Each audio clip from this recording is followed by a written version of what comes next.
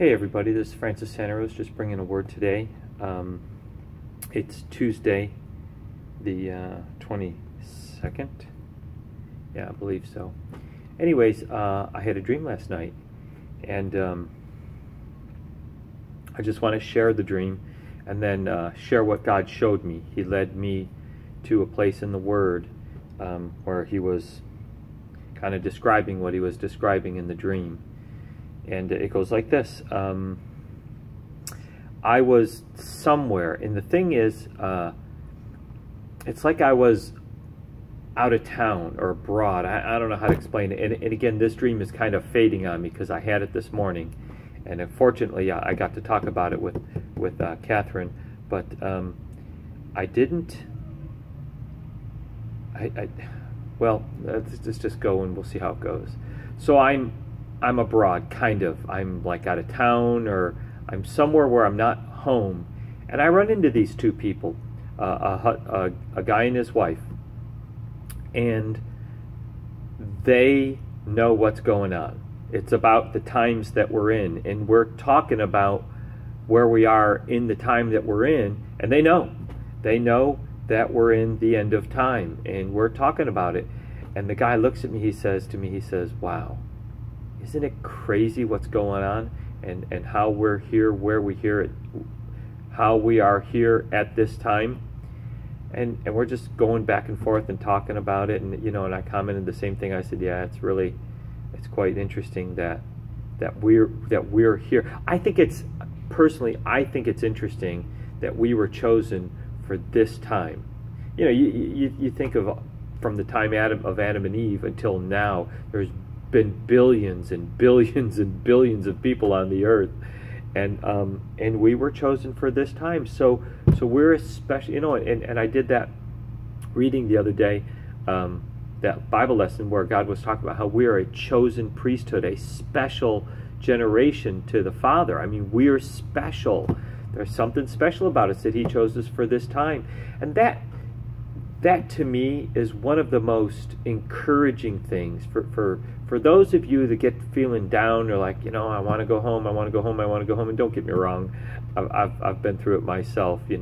I've talked about the trial that I went through that was so intense.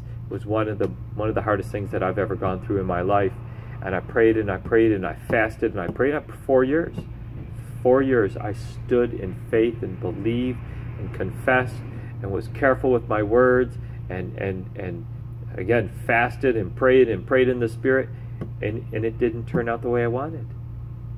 It didn't turn out the way I wanted, and I was so careful to always pray, yet not my will but your will. And I got to tell you, it didn't turn out the way I wanted, but I think it may have turned out better.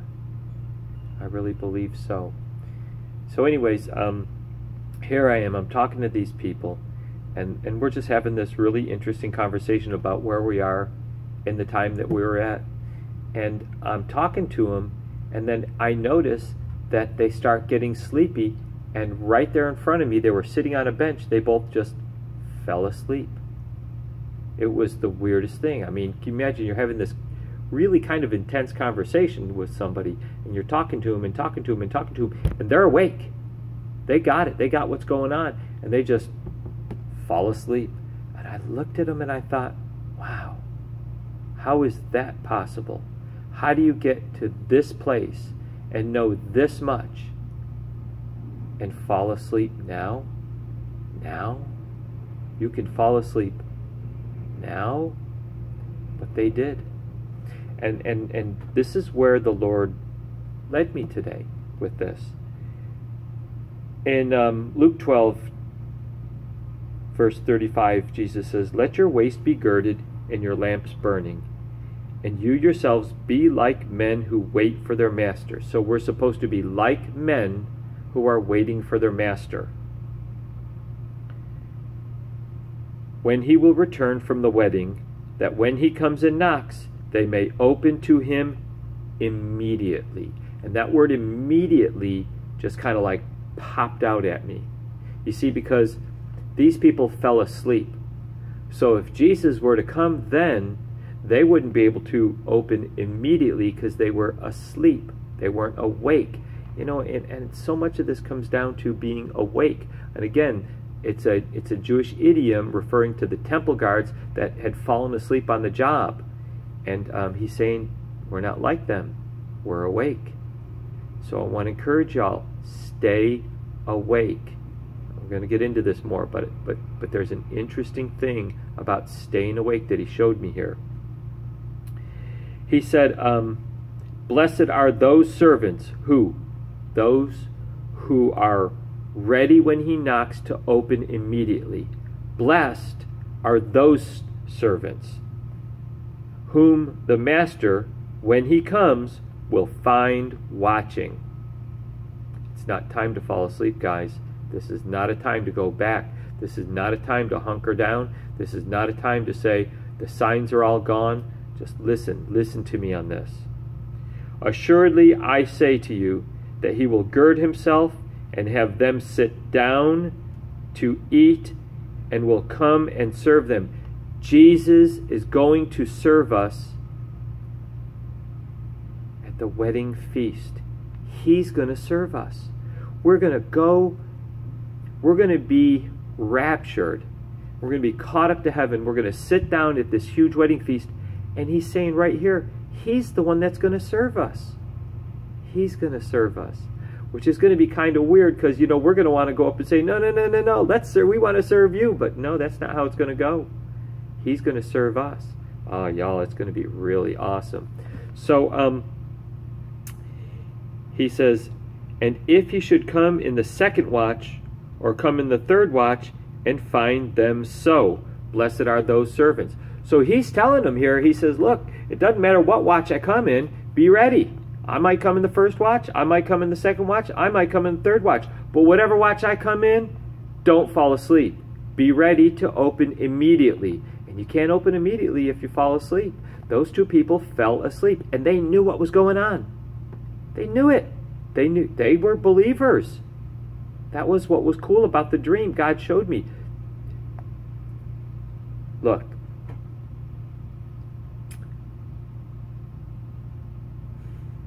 When these events come and these dates pop up and people are talking about high rapture watch date, don't listen to any of that stuff. Don't listen to any of that stuff. Just keep your eyes focused on Jesus. All right, listen to this.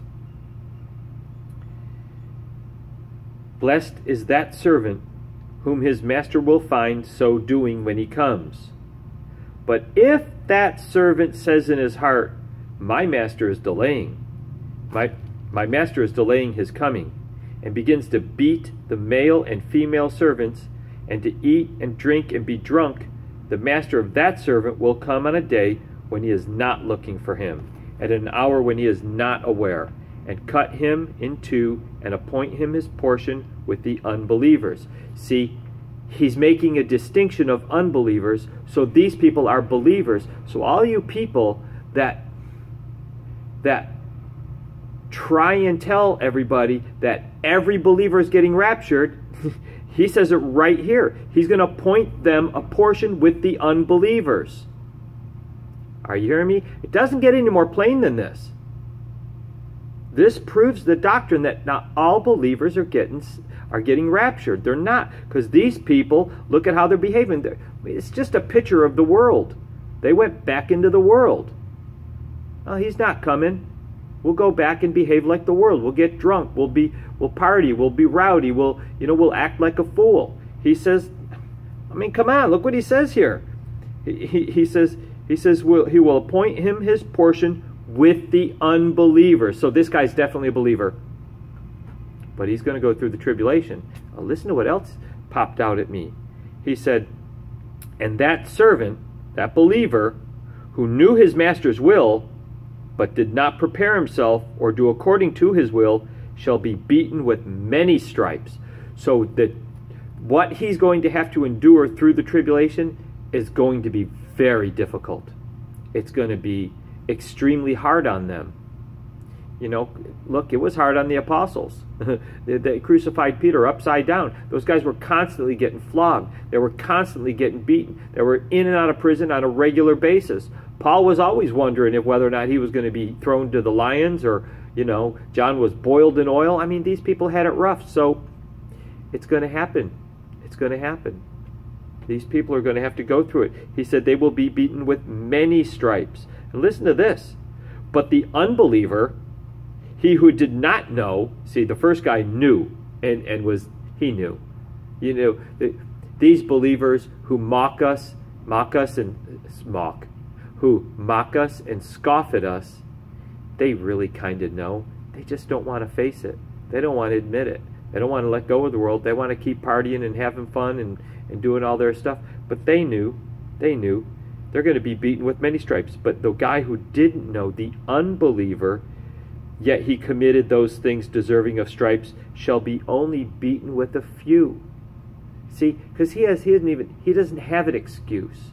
Excuse me. He has an excuse. He didn't know, but the believer knew better and did it. He will be beaten with many stripes. Now listen to this, and this is where it was coming from.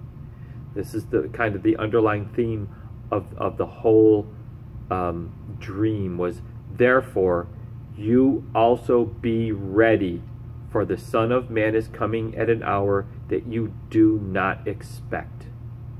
So he's telling us here, listen, when those people come out with their high rapture watch hours, ignore those. Ignore them. I think, and this is just my opinion, that it's the times, I got shadows going all over the place here. It's the times such as this, when there isn't a date, there isn't a high watch hour, these are the times that we should be looking the closest. These are the times when he's probably more likely to come. Because what did he say? He says the Son of Man is coming at an hour that you least expect it. An hour that you don't expect it. You know, nobody's expecting him to come now.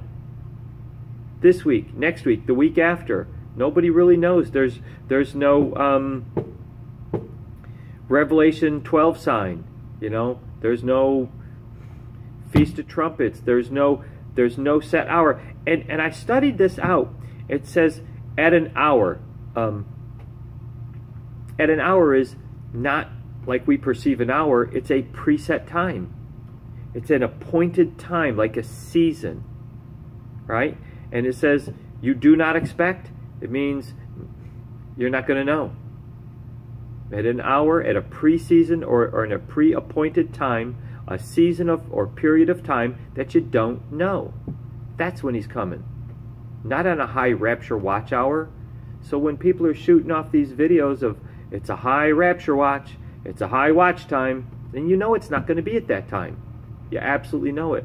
But at a time like this, when nobody's looking, you know, nobody's putting out rapture's coming videos, that's when you got to start paying attention, personally. So I thought that was really interesting, and I just wanted to share that. I think I'm going to post another video right after this.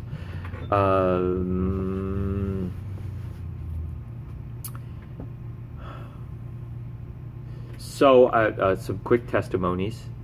At church last Sunday, had a wonderful time.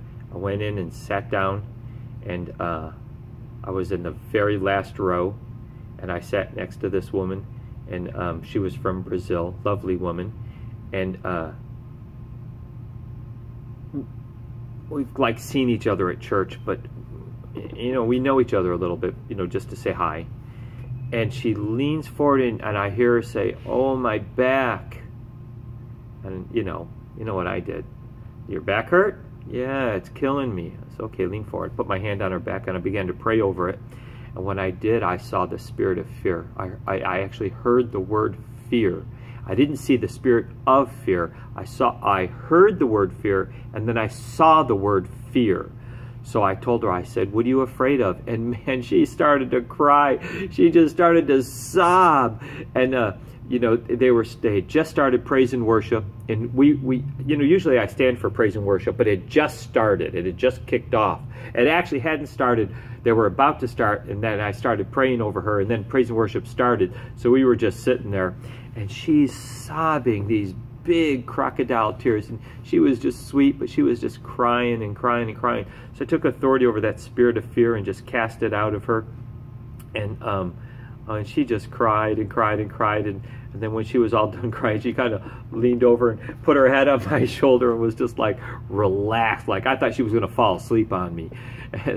So then he said, the pastor said, let me have the prayer partners come up, and they've asked me to be prayer partner there. So I go up and I pray for people, and this guy comes up and he just walks up normally, and he says to me, he says, "You remember me?"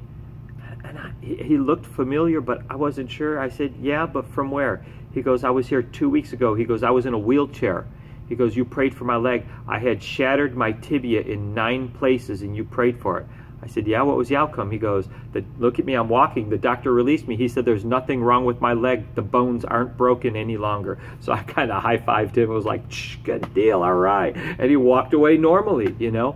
And, you know, I forgot to ask after that. After when I left, I was going home, I remembered he also wanted prayer for his wife for a job, because while his leg was broken, he couldn't work.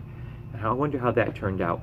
And then there was another thing. Somebody else grabbed me and said, "Hey, you prayed for me last week," and whatever it was we prayed for got healed. So it was a really cool day. Gosh, what was that? I can't remember it all of a sudden.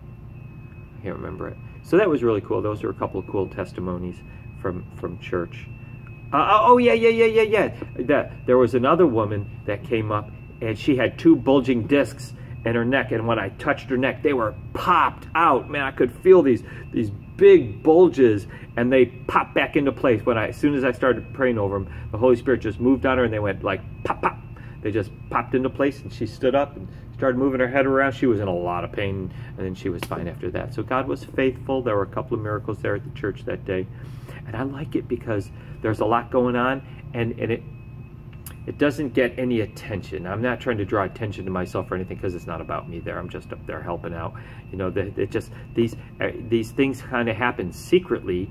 You know, nobody else notices because there's a lot going on. There's other people praying and stuff, and the people are going back to their chairs just healed and got miracles, and nobody really knows about it. So it's kind of cool. Anyways, that's about it for me. Short video, 17 minutes. Talk to you later. Bye. I'm going to come on. I'm going to turn around right around, do another one on a second part of the sower in just a minute. So I'll talk to you later. Bye.